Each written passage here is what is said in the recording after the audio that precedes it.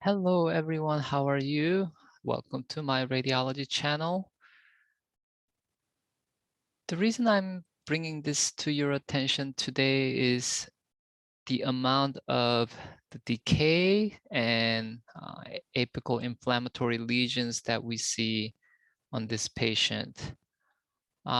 This is a reconstructed panoramic radiograph of a patient, and unfortunately the patient is only 40 years old. You can see that starting with the maxilla, we have so many teeth that are missing its crowns. Here we have number 3, crown of number 3 is missing, 4 and 5, and you can also see periapical radiolucencies. Even these canines right here, this number 6, it looks like it has a gross coronal decay. 7, 8, 9, 10 looks like it's missing most of its crown. And again, 11, 12, 13, 14, large coronal decay. This is probably 15 and 16, again, missing its crown. And look at all these periapical radiolucencies. And likewise in the mandible as well here, root tips along the alveolar crest, periapical radiolucency, kind of sclerotic area, which we can take a look at it. So having looked at cone beam already, the only teeth that is lacking gross coronal decay or apical inflammation are these mandibular incisors basically, and canines. So from 22 through 27 are the only ones that may be salvageable or in good shape. So let's take a look at that finding in CBCT. Starting with maxillary arch again, we'll try to look at the sagittal view. So here we have roots of number 2, and what you see is that this periapical radiolucency extends superiorly to perforate the maxillary sinus floor.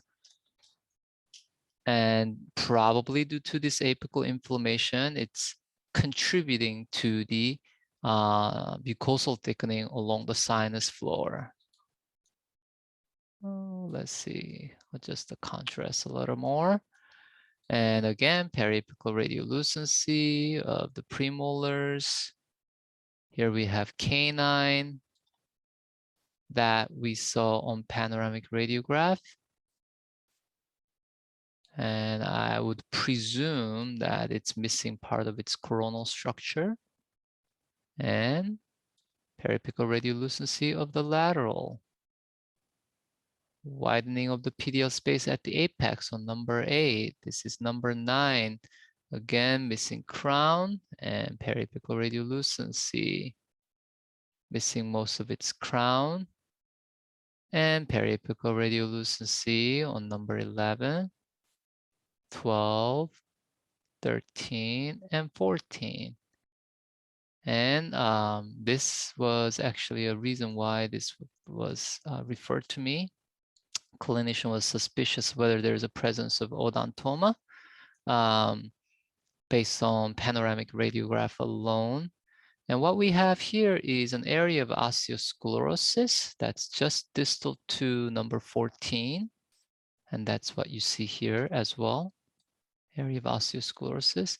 Additionally, just distal to that now, the area of 15, we have 2 kind of roof fragments. Okay, here's one. Maybe, or this is a full crown, right? Full tooth. And here's another one. So is this an odontoma or are these just 2 root tips? Well, I would presume, given the amount of decay and remaining roots that we see, that these most likely represent root tips or root fragments.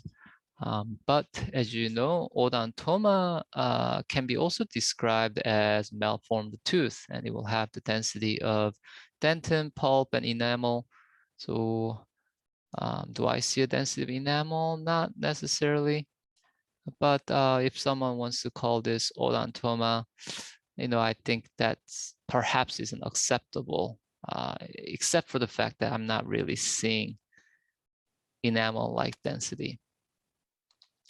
Anyway, number 16, again, missing its crown, and we have periapical radiolucency extending superiorly and has caused the elevation of the sinus floor as well as thinning. Now moving down inferiorly to the mandibular arch. Again, periapical radiolucency, we have root fragments along the alveolar crest.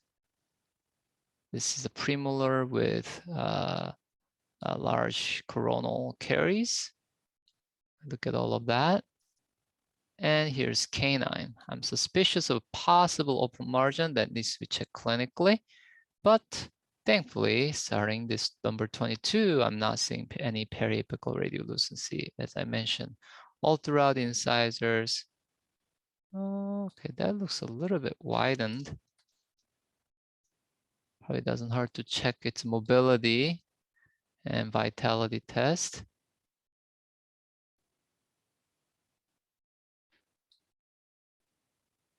Okay, again, I wonder if there's an open margin on tooth number 27.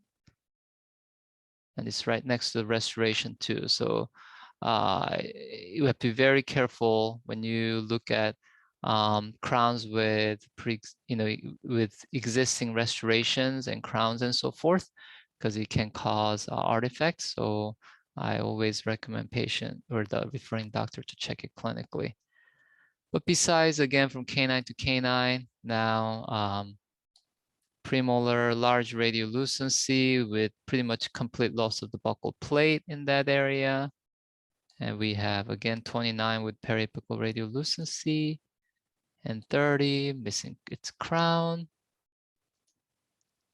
And this sclerotic area that I briefly pointed out on panoramic radiograph, I think we're looking at osteosclerosis rather than remaining or residual roots.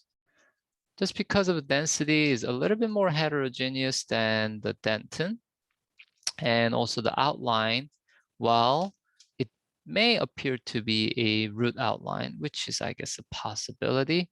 But overall, I see a lot more irregularity, which is more supportive for diagnosis of idiopathic osteosclerosis, where it tends to just kind of blend into the surrounding trabecular bone. Well, that's all, folks. It's just a little bit, unfortunate whenever I run into these types of cases where patient has lost most of the teeth at a young age. I just feel very unfortunate. Even when I was in Nebraska, I've ran into a few cases where patient was completely edentulous in his or her early 30s. The importance of oral hygiene can never be overlooked. So you, as someone working in dental profession, we should always encourage our patients to improve oral hygiene. There's only so much we can do by placing restorations and crowns and such, unless patients themselves don't take care of their teeth at home. So anyway, thank you very much again for your attention, and I'll see you next time. Take care.